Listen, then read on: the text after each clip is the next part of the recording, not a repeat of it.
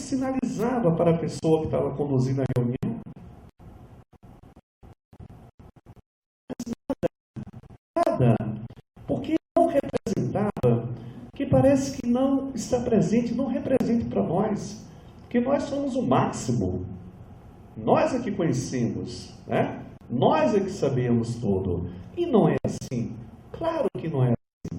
Então, essas pessoas que deveriam ter uma voz, uma participação mais intensa, intensiva, tá? Elas ficam caladas. Já não tem muita oportunidade de falar, já não foram, digamos, trabalhadas, né? Ajudadas a ter esse tipo de participação. Quando você, então, com sua sabedoria ilustre, né?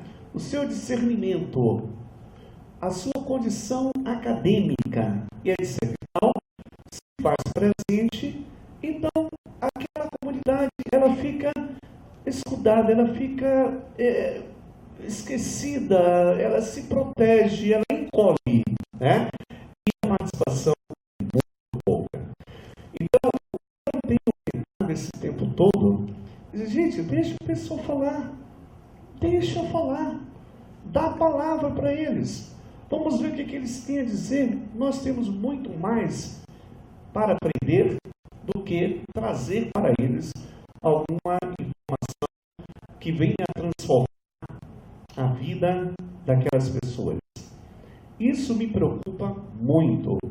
Tenho acompanhado nessas experiências que eu acabo de tratar e dificilmente um pescador, uma marisqueira, uma mariscadeira, um agricultor familiar, ele consegue se manifestar.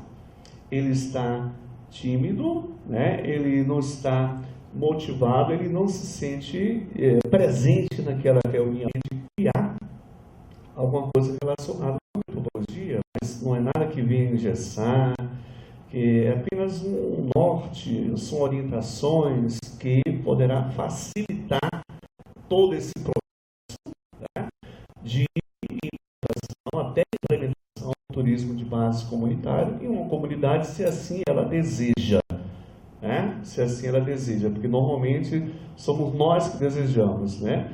Nós desejamos às vezes muito mais do que eles. Ações que a partir daí você possa ajustar a cada realidade, a cada comunidade para ajudar simplesmente essas pessoas, né? Bom, uma outra questão que eu vejo e que me preocupa também muito nessa construção ou reconstrução do conhecimento é que nós que trabalhamos com isso, tá? Que temos esse discurso da solidariedade, da cooperação e etc., não cooperamos, não somos solidários com o próprio grupo, com nós mesmos. Eu vou dar um exemplo prático, eu gosto muito eu sou pragmático mesmo, tá? Eu vou dar um exemplo. Nós temos um grupo de doutorandos, um grupo conhecido de e coincidentemente 6 a 8 pessoas que eu levantei que estão trabalhando com o mesmo tema: comunidade, cooperação, tecnologia social, economia solidária. E nós não conseguimos até hoje um único encontro, a não ser um que eu forcei com uma colega, né? Convidamos os demais e a participação, eu e ela e eu. Mas se a gente fala tanto nisso, fala tanto em cooperação, fala tanto em solidariedade, e trabalho em grupo, trabalho em equipe, tá? E nós mesmos não conseguimos trocar figurinhas. Toda hora eu convoco, eu digo: gente, você está trabalhando com marisqueira, eu também trabalho, tá? Você está trabalhando com economia solidária, eu também. Tecnologia social, eu também.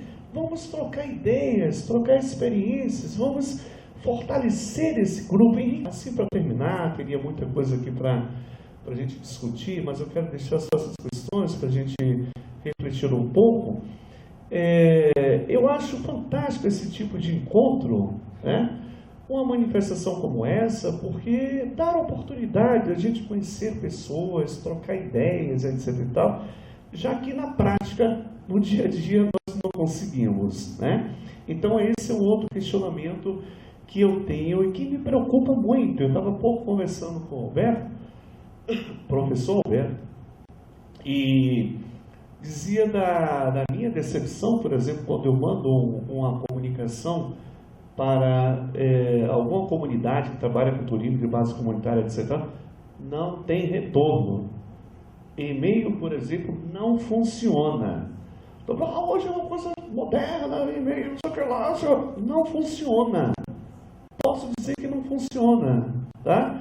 Aí você tem que criar alternativas, tem que pensar em coisas, como é que você chega através de João, que é da agência da que é operadora, que é um líder comunitário, fica criando condições. Eu uma vez conversei com uma pessoa que é de São Paulo, estava falando isso para o Alberto, o tratamento foi tão frio, o tratamento foi assim tão distante, que eu só não finalizei ali, né, por telefone, da minha casa, ligando para São Paulo, por uma questão de educação, pura e simples educação, tá?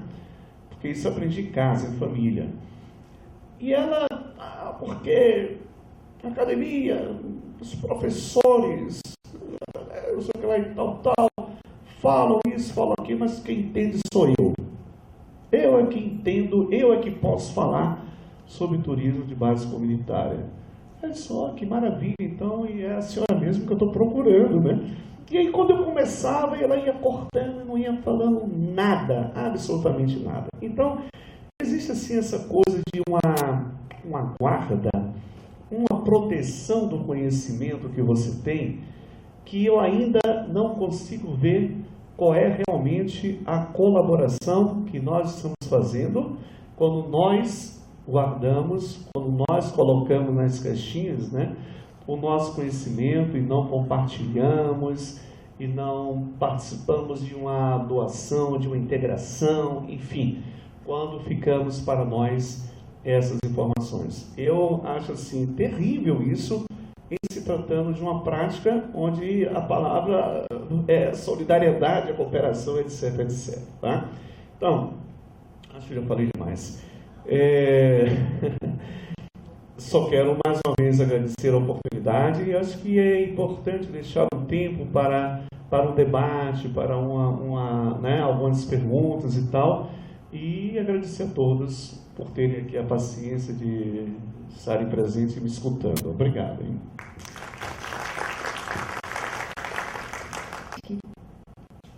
Reflete, traz assim algumas contribuições de cunho muito prático. Agora, o professor Tício é nosso convidado para o turismo de base comunitária, então eu tenho a impressão que, pelo menos por parte do projeto da UNEB, talvez seja assim alguma contribuição que venha a exatamente, talvez, trazer a sementinha para todas essas suas experiências, né? Eu acho que, assim, nessa trajetória, nós temos nos encontrado com pessoas que estão realizando e aplicando algumas metodologias, professor, que eu acho que seria o caso de conhecer, para que a gente possa dialogar e trazer já contributos, porque eu acho que a questão do método a ser utilizado, talvez Bauman não seja, de fato, o teórico mais adequado para uma reflexão de um cunho praxeológico. Então,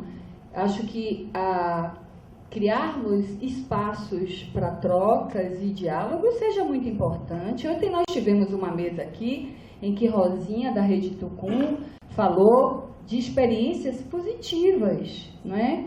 Então, sobre essa questão de, por exemplo, o bairro de Santo Antônio, também eu acho que não seria o melhor bairro para se trabalhar turismo de base comunitária em função de quê, professor? De que a quantidade de estrangeiros que estão adquirindo aquelas casas, casarões antigos, que estão dominando aquele espaço, também não seria. Então, professor, o senhor é convidado, as portas da UNEB estão abertas para estar conosco, caminhando pelas comunidades, né? Inclusive, eu esqueci aí, Natália, a cartilha, que eu acho que é uma contribuição, né, construção do conhecimento sobre turismo de base comunitária, que a gente entende que não tem digamos, não temos a patente, e acho que não corresponde, né? Também tivemos no primeiro dia, falando sobre cooperação, o professor Genalto, as pessoas da cooperativa da ITCP da UNEB, que têm também experiências muito positivas. Então, esses aspectos que foram trazidos, eu acho que eles são muito relevantes, né? Inclusive, eu gostaria aqui de estar relatando uma experiência que nós vivemos aqui mesmo na universidade, quando, antes de irmos para as comunidades, nós tivemos reuniões na UNEB, própria comunidade, que faziam parte de um determinado grupo político. E que no evento que realizamos aqui, veio exatamente para estar criticando a própria universidade que estava desenvolvendo um projeto desse teor, né? Então, assim, essas questões e outras, nós vamos somar essa experiência que o professor traz com o nosso elenco de desafios, né?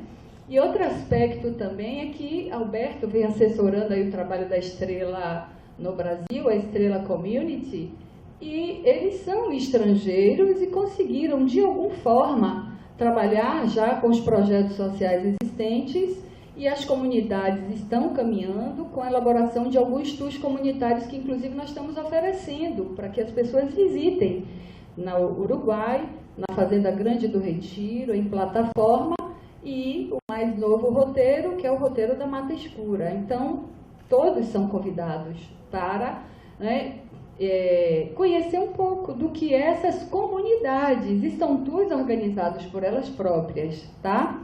E em termos de construção, nós não temos aqui já o número suficiente, mas é uma tentativa, de algum modo, de construir uma reflexão sobre o turismo de base comunitária, e a cartilha ela é informativa sobre o turismo de base comunitária, o ABC do TBC, construída, elaborada, digamos assim, por uma equipe multidisciplinar. Então, eu acho que a questão da metodologia e dos autores e do método que nós estivermos aplicando, talvez minimize bastante essas questões de nossa presença nas comunidades. E os problemas, efetivamente, são inúmeros, são muitos desafios, né? Mas é preciso que se faça alguma coisa, né? Que se abra, pelo menos, espaço para um diálogo, e esse evento, efetivamente, tem esse caráter de abrir para diálogo antes de se formatar e levar as coisas prontas, como efetivamente temos exemplos aí, né? E que são negativos. Gostaria de informar aqui que a professora Marta Azevedo Irving, da Universidade Federal do Rio de Janeiro, ela perdeu o voo, por isso ela não estará aqui conosco, né? Queria deixar aqui essa informação. E eu passo, então, a palavra agora para a professora Patrícia, da Universidade do Estado. Bom dia a todos. Primeiramente, gostaria de agradecer imensamente a organização do evento e a pessoa da professora Francisca de Paula por ter me convidado. Fiquei extremamente feliz com o convite. Professor Tício, prazer conhecê-lo. Acho que a gente não combinou, mas nossas falas vão ser bastante complementares, porque eu venho falar justamente de metodologia, de TBC, que é o que eu tenho trabalhado lá. Eu venho da Universidade Estadual Paulista, a Unesp, do curso de Turismo, que fica no município de Rosana.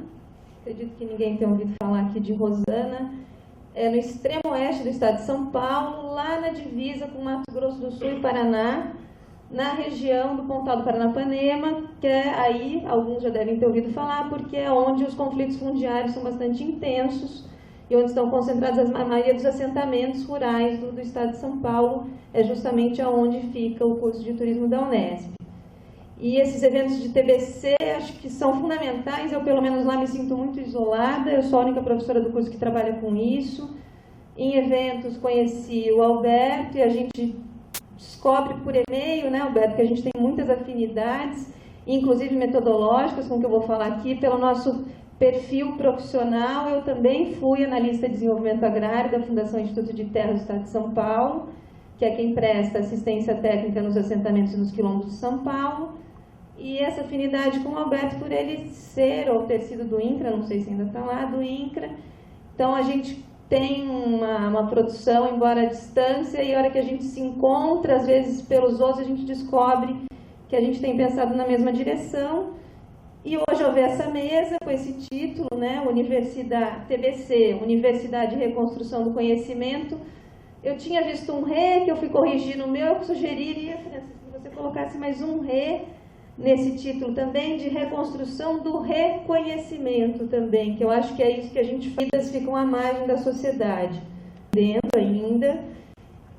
E esse projeto se chama Unesp em Campo, justamente porque ele tem essa ideia de ir para campo, e como vocês vão ver, o meu campo é o campo da reforma agrária, até porque eu sou socióloga de formação, meu doutorado é sobre assentamento rural, este assentamento, aliás, que eu trabalho, o que resolve, de certo modo, essa questão que o Tirso colocou muito bem, de como se aproximar, esse envolvimento tem que ser intenso, tem que ser afetivo, tem que ser uma relação de confiança.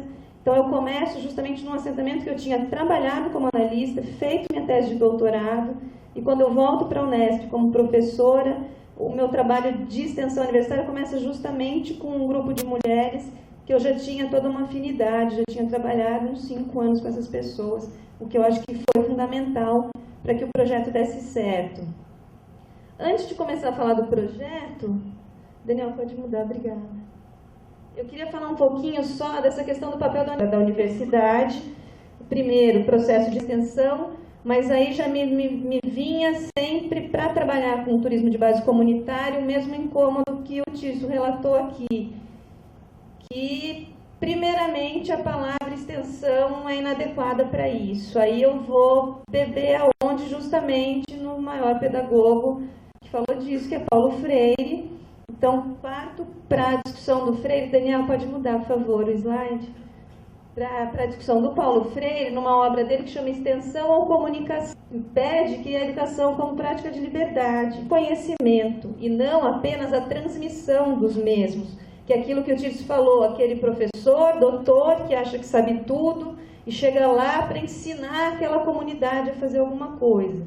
Paulo Freire é um grande crítico desse modelo de educação que muitas vezes a gente faz e que para a TBC, concordo plenamente, ele é extremamente inviável e inadequado.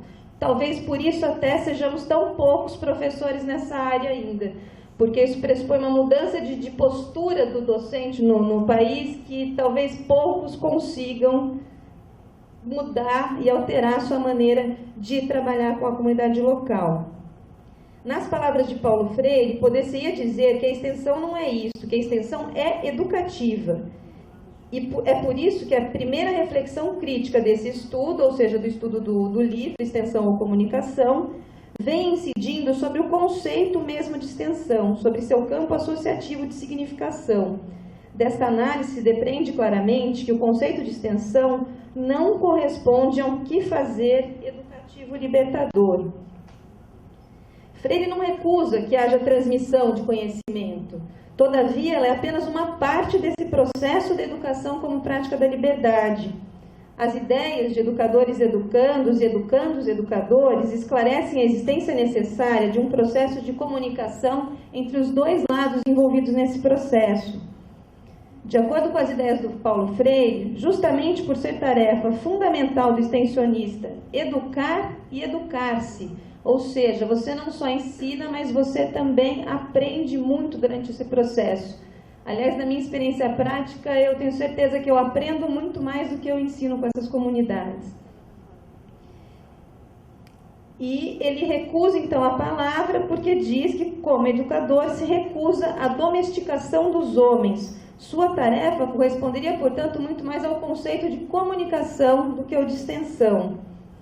E ao pensar sobre isso, a gente acaba repensando na nossa prática acadêmica, como eu estava dizendo, e aí eu acho que existe um antropólogo que trabalha bem essa questão, que é o Carlos Rodrigues Brandão, que ao escrever um livro que chama Repensando a Pesquisa Participante, vai tocar nessa ferida também, dizendo que essa mudança de postura ela não é fácil, porque porque a gente precisa romper essa ideia de que a gente precisa ser objetivo para fazer ciência, né? A gente precisa aceitar a nossa subjetividade nesse contato também. Quando a gente se dispõe a aprender, a gente também faz parte desse processo e faz parte não só como professor, doutor, pesquisador, mas principalmente como pessoa que também carrega uma história de vida e que tem um motivo para estar ali e começa a assumir também politicamente os vínculos com aquela comunidade, com as necessidades daquela comunidade, se aproximando do que muitos chamam de pesquisação, embora o termo ainda não tenha me convencido também muito. E o Brandão também chama essa questão, que foi o professor Tício também colocou agora de pouco, de que essa relação ela é sempre difícil porque necessariamente é uma relação entre desiguais. A gente não pode ignorar que existe essa diferença simbólica. Por mais que a gente crie este ambiente de comunicação, de diálogo, de troca, existe toda uma estrutura simbólica. O Bourdieu, no texto Compreender, que está dentro da Miséria do Mundo, fala muito disso também, de que não adianta a gente querer fingir que somos iguais, porque não somos, então aceitar essa diferença.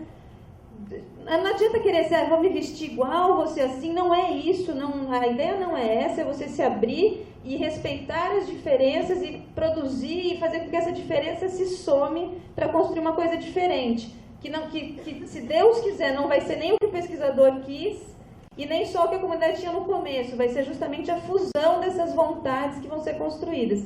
A nossa maneira de falar, a nossa maneira de se vestir, de se expor, de se comportar, de sentar, de comer, geralmente vai ser diferente. Participativas, que é o que eu vou apresentar aqui mais adiante. Lembrou, cada comunidade tem uma característica específica, então eu vou apresentar daqui a pouco sugestões do que eu acho possível fazer, que são adaptações de técnicas extensionistas clássicas para trabalho com agricultores familiares, que é de um livro do Verdejo, que chama Diagnóstico Rural Participativo, que eu sei que o Alberto também tem trabalhado na mesma linha.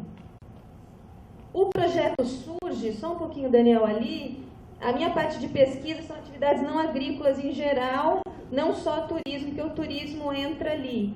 Isso veio de uma percepção de pesquisa e de conversas com os assentados, de que a vida no assentamento, isso é maioria, não só na minha pesquisa, como em vários estudos, de que a vida é melhor do que antes na percepção deles, mas ainda existe um incômodo que é a questão da renda.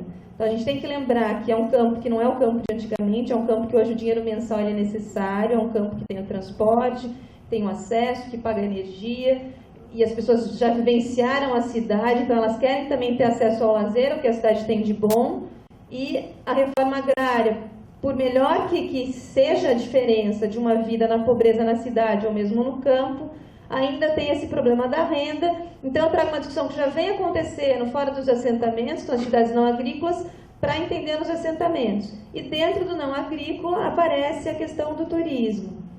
Pronto, Daniel? Isso já está certo. Aí, do conceito, Paula, se eu me alongar, você me dá um sinal aí, tá? Eu me empolgo. Os conceitos que eu uso para a minha discussão teórica, o pluriativo ele é mais pesquisado quando a pessoa sai do campo também. Eu acho que o turismo tem esse potencial de garantir esse direito à permanência, não só como morada, mas como trabalho também, complementando, obviamente, a renda agrícola, até porque se a gente vai pensar em pessoas consigam permanecer com qualidade de vida no campo. E também é um local que pode garantir a questão da segurança alimentar. Obviamente, nos estudos sobre o Brasil, a dimensão econômica, até pela nossa situação do campo e pela nossa ausência de políticas públicas adequadas, a questão econômica aparece mesmo para quem pesquisa multifuncionalidade e bastante através do turismo, pensando que o turismo pode ser um vetor capaz de garantir essas três coisas no espaço rural brasileiro. Agora eu vou falar um pouquinho das ações do projeto como um todo. A gente trabalha desde 2009, a gente trabalhou com um assentamento novo lá de Rosana, que chama Porto Maria, com o diagnóstico, com o mapeamento da onde eu fiz meu doutorado. Existe uma sociedade que predomina, e o assentamento, nesse caso, foi quem procurou, ficou sabendo do projeto, conversou com o ITESP me convidou para trabalhar com eles, porque eles já tinham feito, infelizmente, aquele curso do Senar de Turismo Rural, que para mim ele estraga completamente todo o trabalho de base comunitária que a gente quer fazer, ele gera vários vícios na cabeça deles que a gente devia conseguir deletar, mas que são difíceis de tirar depois. Mas enfim, o Sebrae fez, foi embora e eles ficaram lá querendo fazer e sem saber como continuar. E o ITESP me convidou para ir lá ter uma conversa com o pessoal desse assentamento que chama Porto Velho. E, por ser uma instância, tem um turismo forte de pesca, tem vários eventos durante o ano, e o assentamento está na rota sul de turismo da estância. Então, eu acho que, do ponto de vista da viabilidade, eu acho que se esse local não der certo, eu realmente vou chegar à conclusão que, no Pontal, pelo menos, não vamos conseguir fazer turismo de base comunitária em assentamentos rurais. De organização social e econômica é a própria cooperar no trabalho, incentivar-se mutuamente na dificuldade, investir o próprio dinheiro sem se esquecer de ser solidário. Mas reforço, compartilho também com o Tirso, com essa fala, isso também me incomoda muito, as pessoas, além de estarem excluídas materialmente, simbolicamente, a gente ainda acha que eles têm que ser solidários, eles têm que saber cooperar, eles têm que saber se organizar, enquanto a gente vai para casa, fecha a porta, não sabe muitas vezes nem o nome do vizinho que está do lado da gente ali, né? E eu trago também essa frase que está no PowerPoint do Singer, dessa ideia que eu acho que a gente tem que pensar a economia solidária também além da dimensão econômica, com essa ideia de uma vida melhor, né? De buscar, eu acho que, como eu vou falar no final também, eu acho que a questão do turismo de base comunitária, por enquanto, ela está muito além da dimensão econômica. Eu acho que o econômico é um processo que vai ser mais demorado, mas a dimensão simbólica, o que isso traz de benefício para a comunidade, para as relações de sociabilidade, tanto internas quanto externas, são fundamentais. Por isso, essa frase do Singer, de vida melhor, não apenas no sentido de que possam consumir mais com menor dispêndio de esforço produtivo, mas também melhor no relacionamento com familiares, amigos, vizinhos, colegas de trabalho, de estudo, etc. Na liberdade de cada um escolher o trabalho que lhe dá mais satisfação, no direito à autonomia, na atividade produtiva, de não ter de submeter às ordens alheias, de participar plenamente das decisões que o afetam, na segurança de cada um saber que sua comunidade jamais o deixará desamparado e abandonado. Isso vai de encontro àquela ideia que eu defendo de garantir que o campo seja local de moradia e trabalho também. Então, vamos para o projeto, Daniel. Hoje, então, eu vou falar um pouco disso que o Tito questionou, que eu acho que não adianta a gente usar. Não falou, se reúne na casa de uma e desce além no que aquele falou para a gente lá, e o nosso trabalho foi por água abaixo. Então, são técnicas que eu tenho adaptado que obrigam todos a falarem. São formas a gente ouvir a voz de todo mundo, porque uma comunidade não é formada de iguais. Existem pessoas com anseios diferentes, histórias de vida, trajetórias de vida diferentes. A gente tem que conseguir dar voz a todo mundo para poder entender aquilo como um grupo para trabalhar em TBC. Então, cuidado também com... Fale quem quiser, que geralmente as minhas experiências com isso foram horríveis. A minha base, para pensar nas atividades, eu gosto muito da Luciane de Coriolano, aliás, acho que para uma inventariação turística participativa deve ser feito. É o que a comunidade necessita, até porque são eles que vivem lá, eles que sabem o que eles querem. A participação, obviamente, da maior número de pessoas possíveis. Cooperação, aí a cooperação entra com essa ideia de ter as parcerias mesmo, elas são necessárias, né? Eu acho que a questão é a forma de fazer. Eu acho que tem que ter mesmo parceria com universidade, com ONG, com prefeitura, quanto mais gente para poder somar melhor. Obviamente, essa cooperação não pode evitar que se alcance a autossustentação, que chegue uma hora que alguns dos cooperadores possam se afastar e o empreendimento continue sendo autogestado por aquela comunidade. E a universalidade, obviamente, que não vai atingir a todo mundo daquele grupo, ninguém é ingênuo ou romântico aqui de achar que todos vão estar envolvidos, mas que direta ou indiretamente os benefícios alcancem a maioria das pessoas daquele espaço.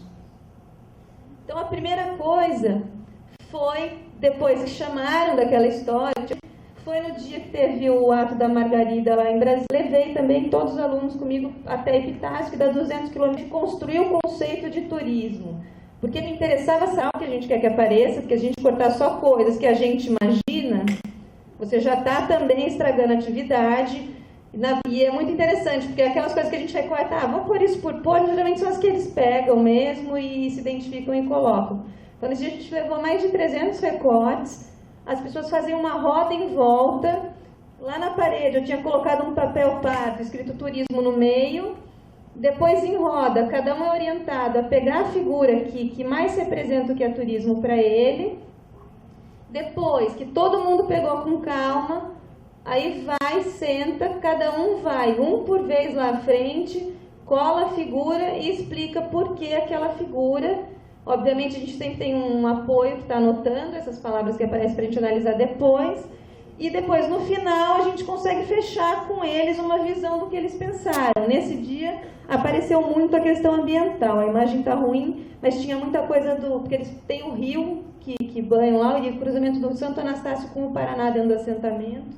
Tem um visual bastante interessante, apareceu a questão do lazer, de uma velhice mais tranquila, e assim a gente consegue criar junto o conceito de turismo. A atividade seguinte foi o mapa da como os desenham, geralmente é o que tem significado para elas. Então, alguns vão colocar isso no tamanho com que se desenham as coisas, tudo isso dá bastante coisa para a gente analisar quando acaba a atividade.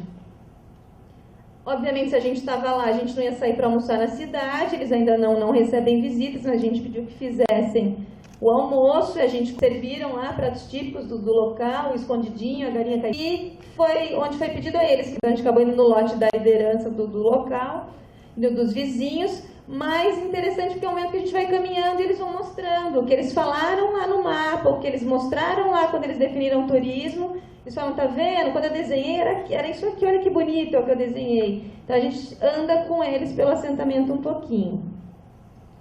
Depois a gente volta e vai trabalhar com o calendário de produção e de festas. Outra atividade muito simples também, que a gente corre de chuva, que vai ter o problema também em ter membros dispostos a trabalhar com turismo ou não. Então isso dá para a gente trabalhar com um monte de coisas para planejamento turístico depois. E o calendário de festas também para saber a sociabilidade, quando eles se reúnem, o que eles comemoram. Nesse assentamento foi a parte mais triste para mim, porque eles não comemoram nem mais a data de entrada no assentamento.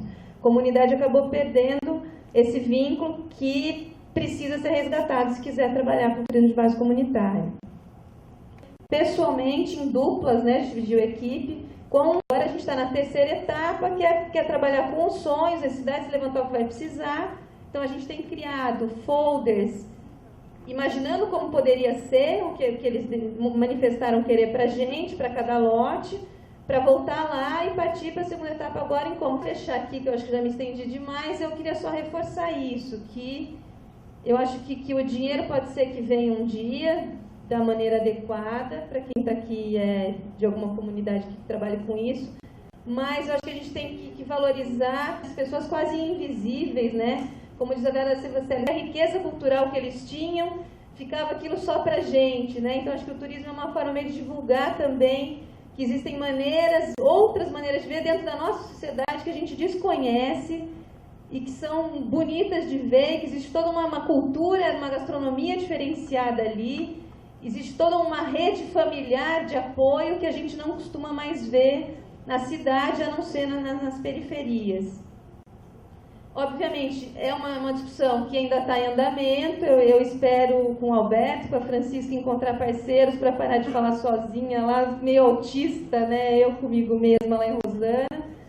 Agradeço demais o convite, e uma preocupação que eu coloco aí sim como uma coisa a se pensar, como trabalhar o turismo de base comunitária no campo, essa questão da mercantilização das relações sociais, Como é que a gente transforma, se é que a gente deve transformar o cafezinho, o bolo, a hospitalidade que faz parte daquela cultura em mercadoria. Às vezes é muito difícil convencer ela de que pode cobrar o café, e eu não sei se tem que convencer mesmo, mas aí como é que fica a dimensão econômica do turismo? Então acho que isso a gente ainda tem muito chão para pensar na academia.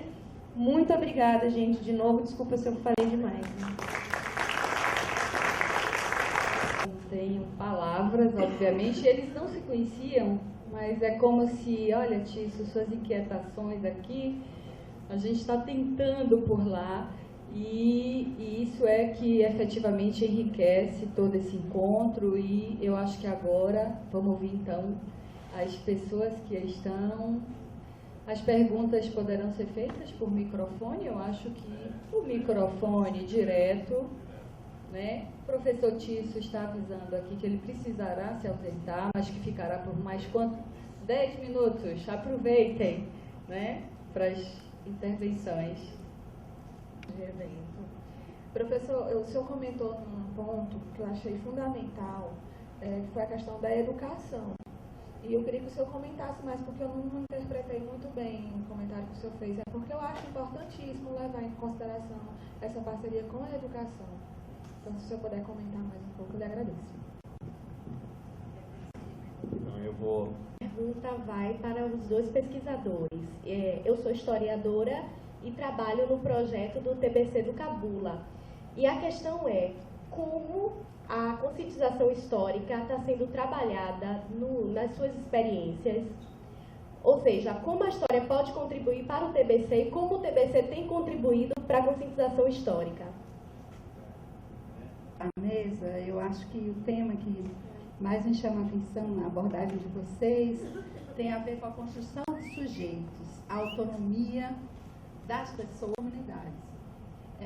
Eu acho que o professor faz uma boa provocação, não é?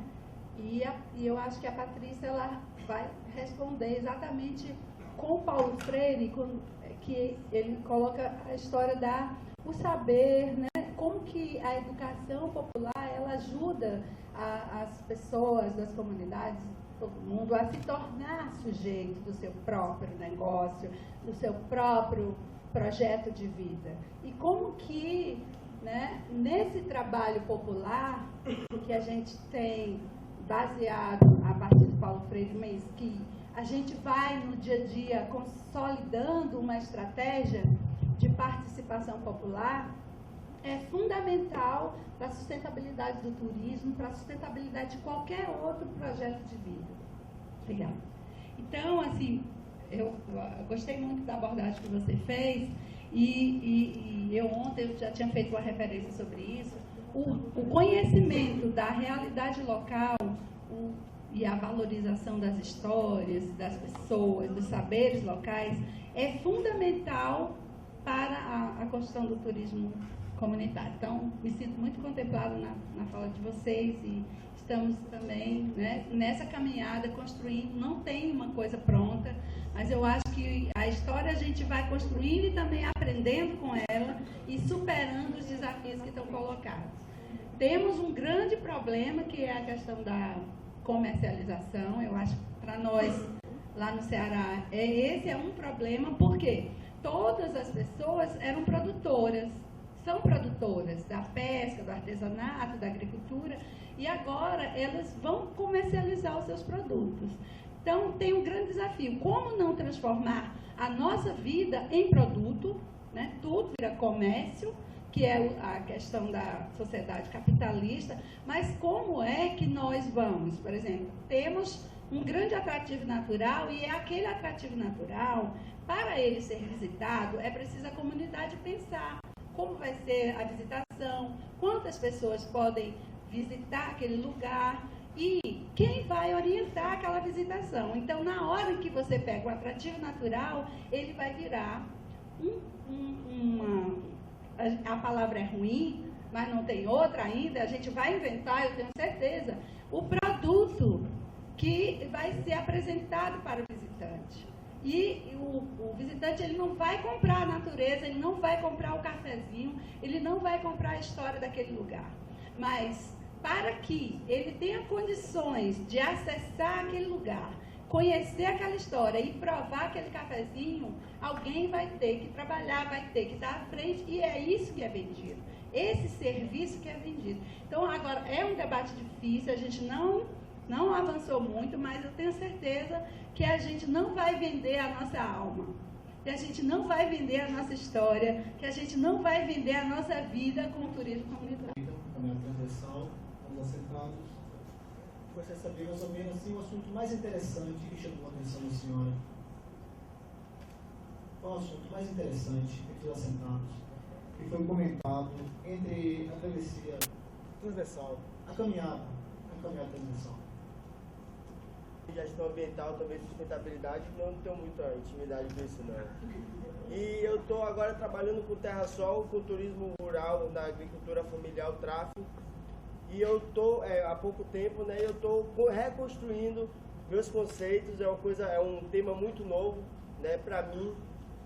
E eu tenho algumas dúvidas, está me dando um choque, assim, um pouco de informações, porque eu trabalho, que eu sou guia também da Chapada Diamantina. Eu sou de Lençóis, moro em Lençóis, né? Sou de Salvador, mas moro em Lençóis. E eu tenho algumas dúvidas com questão de capacitação. Vocês falam muito a respeito de capacitação. Realmente, as comunidades, para o dia a dia deles, eles não têm que ser capacitados, concordo com tudo isso. Na verdade, eles nos ensinam, a comunidade nos ensina, né?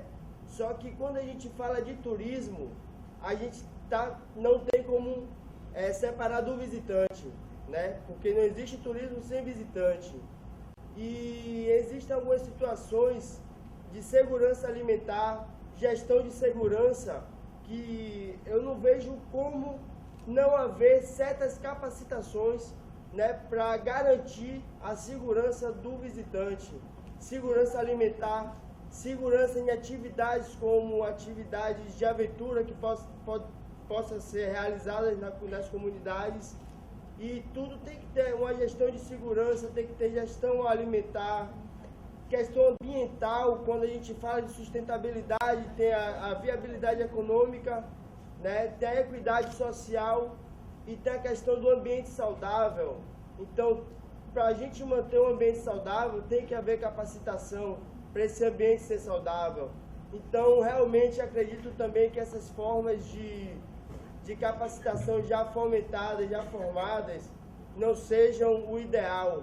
Mas eu queria saber como seria esse processo de capacitação, de forma que não interfira na comunidade, no dia a dia da comunidade, na realidade, na identidade da comunidade, né? Essa pergunta aí é geral para todos, mais para quebrar meus paradigmas e entender mais sobre o assunto. Que nós faremos aqui a divisão, mas alguma coisa foi assim direcionada para a professora Patrícia. Eu quero até agora aproveitar e agradecer pela exposição brilhante, né? E tomara que esse seja o início de um trabalho que nós possamos realizar em conjunto, não só aqui, mas enfim, em qualquer outra comunidade que manifeste o mesmo desejo de investigar, de trabalhar com turismo de base comunitária. Eu vou responder alguma coisa assim que acho que me toca um pouco mais. Primeiro foi uma pergunta sobre educação, eu achei muito importante. Eu falei educação como eu me considero um aprendiz de educador.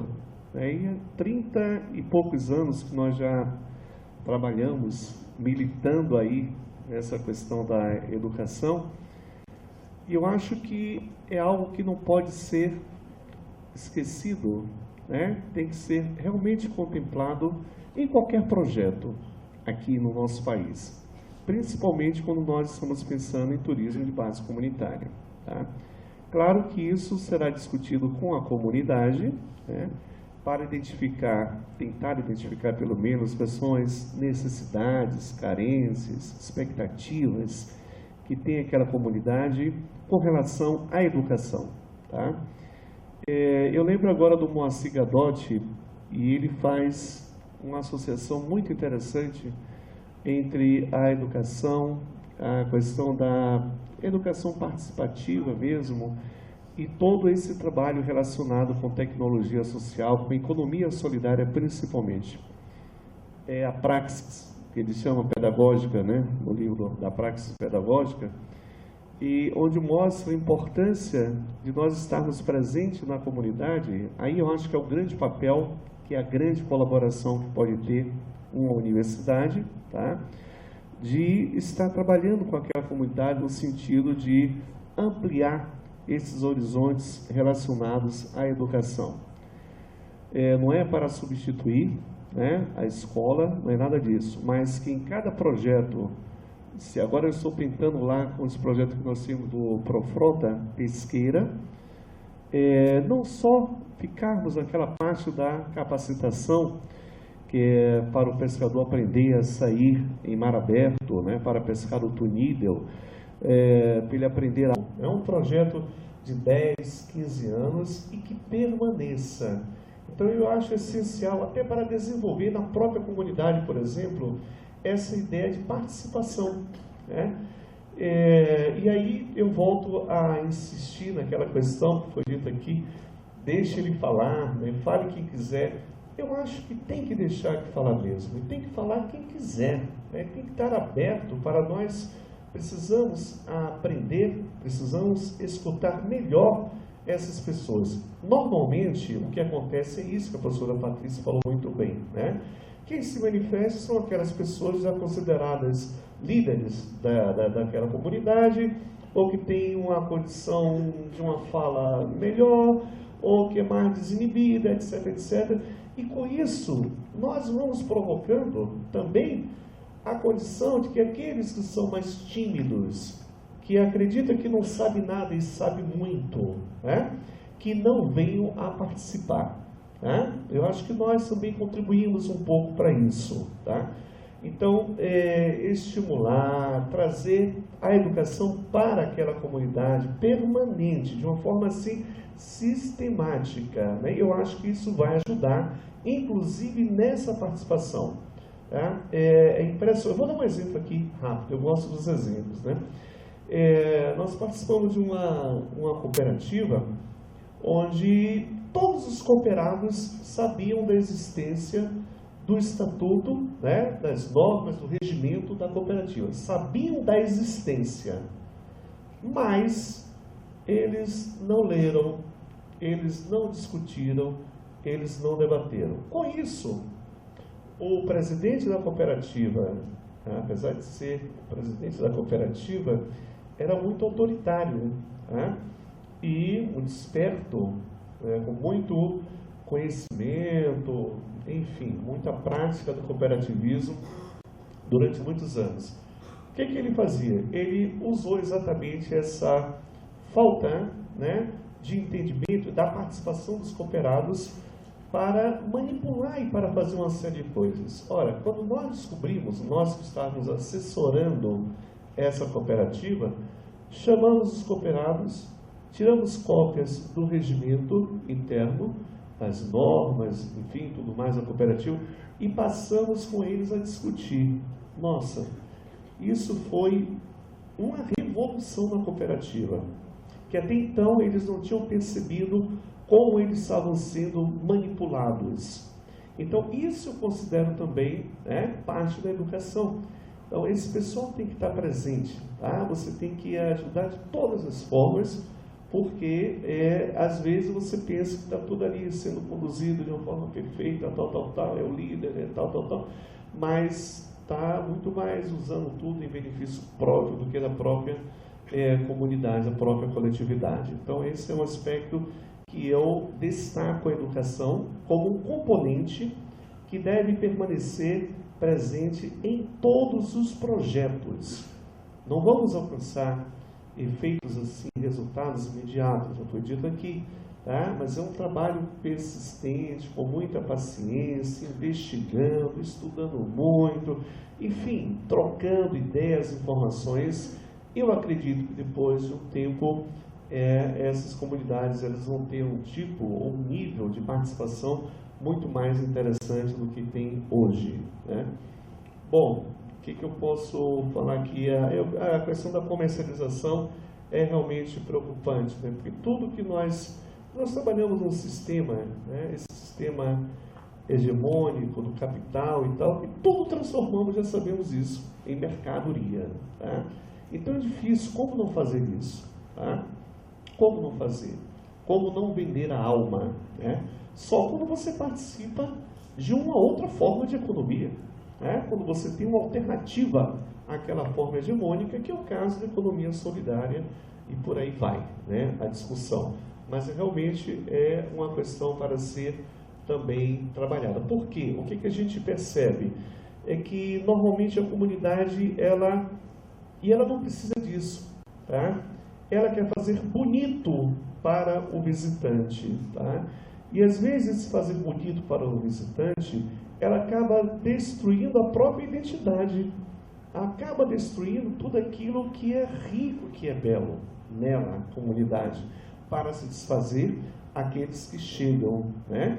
Que vêm e que, por outro lado, eles sim deveriam se adaptar, se ajustar, conhecer melhor, né? Interagir com aquela comunidade. Mas não é isso que acontece na maioria das vezes. Então você vai ficando tudo muito homogêneo, tudo muito parecido, né? Você vê no turismo, nós viajamos pelo Nordeste e hoje é dificílimo você encontrar uma lembrança, né, que tem uma identidade daquele local, porque parece que você entra no mercado aqui, é o mesmo mercado modelo, que é o mercado de Aracaju, que é o mercado de Recife, que é o mercado de Ceará, que é o mercado... Você não encontra, né? E tudo fabricado, tipo assim, em São Paulo e distribuído para todos eles, né? Então, é uma dificuldade você então transformar essas coisas que originalmente você teria ali como a identidade daquela localidade, acaba, né, você destruindo, enfim, tudo isso. Então, essa questão da comercialização eu achei muito interessante. Eu não vou me alongar muito, mas deixa eu ver, isso aqui, as caminhadas vão para Daniel, turismo. Bom, a capacitação, né, é a mesma coisa, a capacitação, né? Às vezes eu digo assim, não é nem capacitação, é adestramento, como o militar, né? É assim, olha, aqui eu trago, tá, as diretrizes, trago isso, trago aquilo, você faz isso, você faz isso, você já viu, o pessoal está ali, tá, e acaba não produzindo, não fazendo efeito aquilo que você esperava. Por quê? Porque parte de nós, a ideia do que levar. Mas você diz assim, mas quando eu levo para a comunidade também não discute, não diz o que ela quer, não se manifesta e tal. Então é mais um desafio que nós temos, tá? Na hora que você pensar em uma capacitação, em um desenvolvimento, aí vem a educação mais uma vez, tá? Não é a questão só de você levar cursos, não. Cursos é uma coisa assim, palestras, cursos, eu acho muito pouco, porque nós estamos falando de transformação de hábitos, né? Transformação, quem sabe, da própria cultura, não sei o que pode acontecer. A gente fala de novas, digamos, formas de entender, de perceber. E isso não acontece a partir de cursos, não. É uma outra demanda. Tá? É uma outra demanda. Então, é um outro estudo, é um outro cuidado que nós precisamos ter. Tá? Porque oferecer curso, o Sebrae oferece, o Senac, as universidades, todo mundo oferece. Né? Eu converso com o pessoal, os cooperados, gente como nossa, o que eles já fizeram de curso de tudo, tá? Assim, melhorar a qualidade de vida deles, com relação a tudo que eles receberam. Não fica quase nada. Eu vou dizer que não fique nada, né? Mas, assim, quase nada, muito pouco. Então, a ideia não é você trazer vamos fazer um curso de sobrevivência no mato, nas trilhas, vamos fazer um curso de capacidade de carga, não sei o que lá. Você escolhe os melhores professores, os melhores aquilo, vai lá, leva o seu PowerPoint, leva tudo, tudo direitinho, tudo sério, tudo profissional e tal, mas e aí? Tá? Era isso realmente que aquela comunidade estava querendo, que precisa? Tá? Eu acho que não. Eu acho que não. Eu quero só finalizar para dizer assim, que o que eu trouxe aqui foram apenas inquietações. Eu não tive aqui a proposta de dar continuidade a essas inquietações. Elas talvez aconteçam depois dos meus estudos, dos meus debates, das minhas elucubrações, depois de algum tempo. Aí eu posso, talvez, trazer uma contribuição mais teórica, enfim, mais acadêmica. Hoje, a ideia era apenas colocar as minhas inquietações. Ok? Obrigado. O potencial atrativo é fundamental, esse resgate histórico. No meu caso, eu ainda martelo muito que eu acho que a história é o grande potencial da agricultura familiar no assentamento, Apesar que a gente tem dificuldade até pela própria comunidade de querer se reconhecer como assentado, porque a gente sabe que a sociedade tem preconceito, que a mídia passa não é o que é, mas eu acho que seria justamente essa descoberta de que o que eu vi pela mídia, pelo jornal, impresso, pela Globo, não é a realidade. Tanto que quando eu vou com os alunos, a gente sempre faz uma avaliação depois, e o grande enriquecimento é justamente esse, descobrir, olha, aquilo que eu vi não é nada daquilo, né? Não é assim, né, professora? Nossa, como eles são maravilhosos, como eles são cordiais. Então, acho que esse resgate histórico é fundamental. A nossa proposta em Porto Velho é fazer, inclusive, um centro de memória ali. Então, agora é procurar um aluno bolsista para fazer o levantamento das histórias de vida. E a gente quer construir painéis com as histórias, as fotos, desde a época da luta pela terra, eu já tive acesso, a comunidade já me mostrou. Então, a gente quer construir centros de memórias nesses locais que forem ser visitados, que aí fica para o visitante decidir se ele quer ou não visitar o centro de memória, se ele quer ou não saber a questão agrária daquele espaço, né? Mas que ele tenha isso como oferta. E eu acho que isso vai ser fundamental até para resgatar os vínculos dentro dessa comunidade, que como eu falei, já está se perdendo, porque eles não comemoram mais nada ali, né? Então, acho que isso também serve para fortalecer a comunidade enquanto grupo, né? Esse resgate da história daquele espaço. Sobre a Rosinha, adorei sua fala. Rosinha, acho que a dificuldade, acho que não é a gente trocar o vender pelo valorizar mesmo, mas eu acredito que a gente chega lá também. Das capacitações, eu acho, e por isso que eu critiquei também, só para esclarecer um pouco, porque eu critiquei o turismo rural do Senar. Não sei se tem alguém do Senar aqui, depois quiser conversar, também estou à disposição. É que no turismo de base comunitária existe uma inversão fundamental que não é adaptar a comunidade ao turista, que é o que o turismo faz nas cidades, é inverter essa relação. Quem tem que se adaptar à comunidade é o turista. E o modelo do curso vem no modelo tradicional, de como atender bem o cliente, como não sei o que não se presta exatamente. O pequeno empresário rural que vai investir no empreendimento turístico, não sei o que. E a ideia do TBC é o contrário, o turista tem que se adaptar. Então é um outro perfil de turista que a gente ainda está descobrindo qual é esse perfil, quem são essas pessoas que hoje se dispõem a visitar esses espaços. Algumas, concordo, são angústia, não tem como fugir, né? Higiene e manipulação de alimentos. Você tem que oferecer porque vai vender, é um serviço que você vende, se alguém passar mal, você tem um processo. Exatamente, segurança, se você vai trabalhar com turismo de aventura dentro do seu espaço, você tem que ter a capacitação. A questão é como a gente, enquanto mediador desse processo, a gente pode usar a nossa criatividade para complementar o que às vezes é obrigatório. Então, eu fiquei lembrando aqui de um exemplo, quando eu tive que trabalhar a ideia de economia solidária com os assentados. Aí tem momentos que eles vão para a universidade também, que a gente faz essa troca de espaço. Se é comunicação, uma hora no assentamento, às vezes eles vão para a universidade. E eu queria falar de economia solidária. Eu fiquei buscando uma dinâmica para dar ideia e para pelo menos fique, porque se eu levasse só o texto, a apostila, não ia ficar nada e não fica quase nada mesmo, isso a gente já sabe que não funciona. Aí lembrei de uma dinâmica de uma bexiga com palito de fósforo, não sei se alguém já conhece, com palito de dente. As pessoas vão chegando na reunião, você entrega uma bexiga vazia para elas e já vai orientando e atiçando. Elas falam, você enche, mas cuidado com a sua bexiga, não vai estourar, pelo amor de Deus. Eles vão enchendo e ficam curiosos para saber o que é essa bexiga que essa louca está entregando na porta. Vão enchendo e você sempre atiçando, cuidado, não pode estourar, não pode estourar. A hora que você vai começar a dinâmica, você coloca todo mundo em roda, aí sem falar nada, você pega uma caixa de palito de dente e entrega um a um. Aí você para e fala, então, agora vocês estavam curiosos, né? Agora eu vou explicar como é que funciona essa brincadeira. Aí você só fala isso, quem ficar com o balão cheio é o vencedor da brincadeira. O que você acha que é o natural do ser humano fazer? Ele está com o palito aqui de dente, está todo mundo com o balão cheio, sai aquela loucura na sala, um para estourar o balão do outro sobe na cadeira para fugir, porque ele quer ganhar com o balão, e vai até que tumultua, você tem uns três, mas você para, fala, não, gente, parou, já deu, e volta. Aí você vira e fala, o que eu falei que era brincadeira? Quem ficasse com o balão cheio ganhava. Eu falei, precisava estourar o do outro? Para você ganhar, precisa alguém perder sempre? Não podia todo mundo ter ficado com seu balão cheio aqui?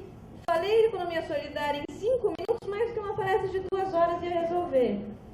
Tenho certeza que depois várias coisas das minhas falas foram esquecidas, mas do balão, se eu perguntar para qualquer um, lembra da atividade? Ah, se lembra, né, professora? Nossa, né? Não precisava. Então, é buscar inventar. Essas dinâmicas, essa já existe, tem várias, mas a gente inventa dinâmica também. Fala, eu quero falar disso, como é que eu falo disso? Vou fazer uma brincadeira, vou fazer alguma coisa mais dinâmica, mais lúdica, para ver se fica a ideia básica que eu quero passar. Então, a gente vai reinventando, mas não é fácil. E tem que tomar cuidado com a quantidade de capacitações também, porque eu acho que, pelo menos em assentamento, eles já estão de saco cheio, que é curso de tudo que é coisa que vai, né? E tem que fazer, e eles não aguentam mais. Então, em turismo, eu tento vincular a prática com a capacitação. Você vai capacitando e recebendo. Já por isso que eu levo aluno, funcionário, professor, já serve, já faz, porque está dando um curso de como fazer, né?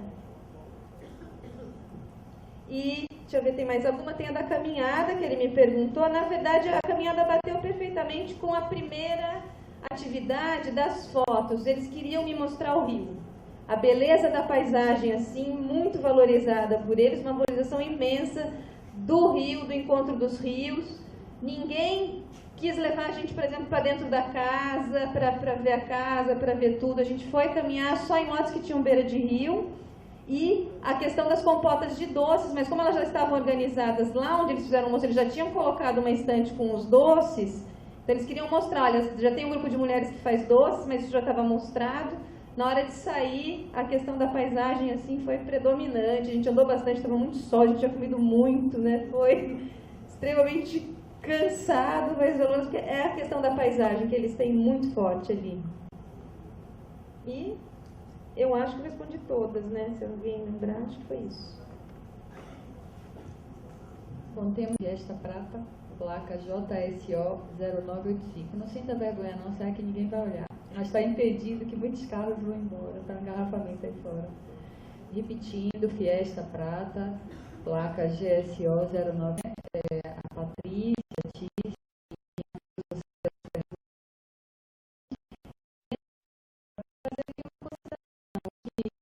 somos todos assim iniciantes, principiantes e aprendizes. Esse projeto de turismo de base comunitária, eu acho que ele tem uma ousadia e um arrojamento muito em função de que a gente tenta fazer uma articulação dentro da universidade, construindo assim um grupo multidisciplinar, e nós estamos conseguindo efetivamente, muito pela boa vontade de muitos alunos, muitos professores que entram no projeto como colaboradores.